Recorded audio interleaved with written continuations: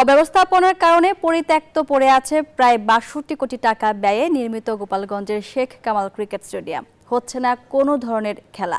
এরই মধ্যে স্টেডিয়ামের বিভিন্ন ধরনের ইলেকট্রনিক্স যন্ত্রপাতি, বসার চেয়ার নষ্ট হয়ে গেছে। এ কারণে স্থানীয় ক্রিকেটার ও ক্রিকেট প্রেমীরা হতাশ। গোপালগঞ্জ থেকে ফিরে আরও জানাচ্ছেন আসমাউল মুত্তাকিন।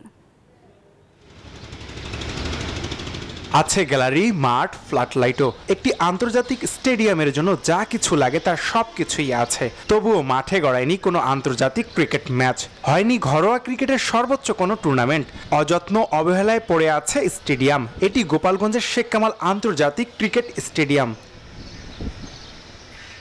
2008 সালে 13 একর জায়গায় 61 কোটি 56 লাখ টাকায় নির্মিত হয় শেখ কামাল আন্তর্জাতিক ক্রিকেট স্টেডিয়াম। এখানে রয়েছে ইলেকট্রনিক স্কোরবোর্ড, উন্নত পানি নিষ্কাশন ব্যবস্থা, ফ্লাডলাইট, 200 সাংবাদিক বসার উপযোগী প্রেস বক্স।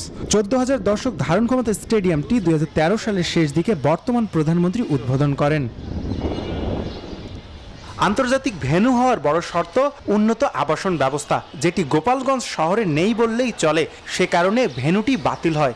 সমস্যা আছে, মানে ভালো কোনো ইনডোর এই কংক্রিট এইসব নাই। ভালো তো করতেই হবে, আমাকে এলাকা না ভালো করতেই হবে না। পরিত্যক্ত অবস্থায় পড়ে থাকায় স্টেডিয়ামের অনেক কিছুই নষ্ট হয়ে গেছে। এই অবস্থায় স্টেডিয়ামের একপাশে শেখ রাসেল উচ্চ বিদ্যালয়কে ক্লাস করতে দিয়েছে জেলা ক্রীড়া সংস্থা। যেহেতু স্টেডিয়ামের বিল্ডিংটা পড়ে আছে, আর আমাদের যারা তখন লিডিং বা নেতৃত্বে ছিলেন তারা দেখছেন যে আসলে এ জায়গা ছাত্ররা ক্লাস করলে এ জায়গা একটু ভালো থাকবে, খোলা হল, এবং খেলার পরিবেশ আছে, ভালো লেখাপড়ার পাশাপাশি ভালো খেলাধুলা করতে পারবে ছেলেরা। অবকাঠামোগত সমস্যা থাকায় ভেন্যুটি ব্যবহার করা যাচ্ছে না বলে জানান স্টেডিয়ামের প্রশাসনিক কর্মকর্তা জসিম উদ্দিন। স্টেডিয়ামের অনেক প্রতিবন্ধকতা রয়েছে। এখানে সংস্কারের অভাবে অনেক স্থাপনা নষ্টর উপক্রম হয়ে আছে।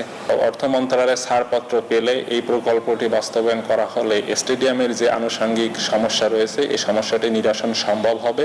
এখানে আন্তর্জাতিক ক্রিকেট ম্যাচ দেখতে অধীর আগ্রহে আছেন গোপালগঞ্জবাসী।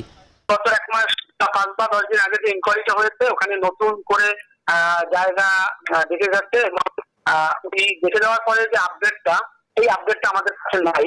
কোনো টুর্নামেন্ট আয়োজন না থাকায় মেধাবী খেলোয়াড় উঠে আসছে না, অন্যদিকে খেলার প্রতি আগ্রহ হারাচ্ছে তরুণ প্রজন্ম। আসমাউল মুত্তাকিন, নিউজ 24, গোপালগঞ্জ।